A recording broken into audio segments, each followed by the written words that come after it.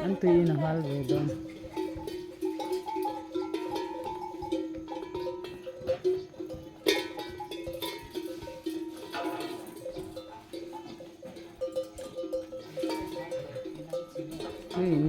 cái in mấy cái này xe lên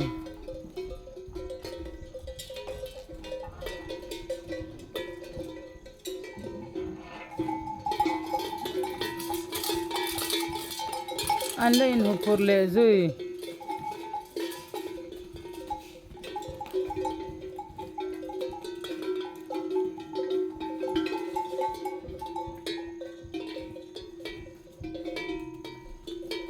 mà cái này bật trên thử xem hi lôi này bốc xí lờ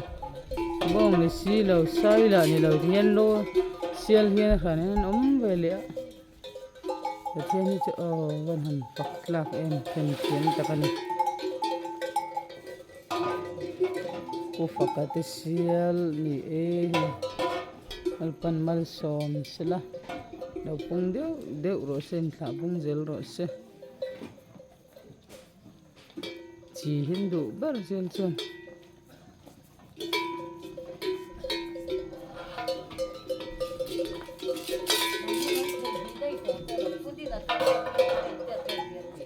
valian travel ni chuan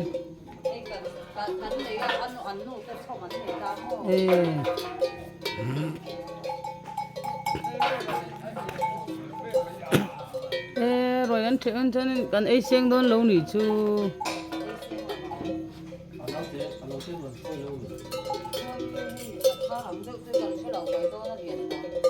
xin chuyện rất ô lan đâu thì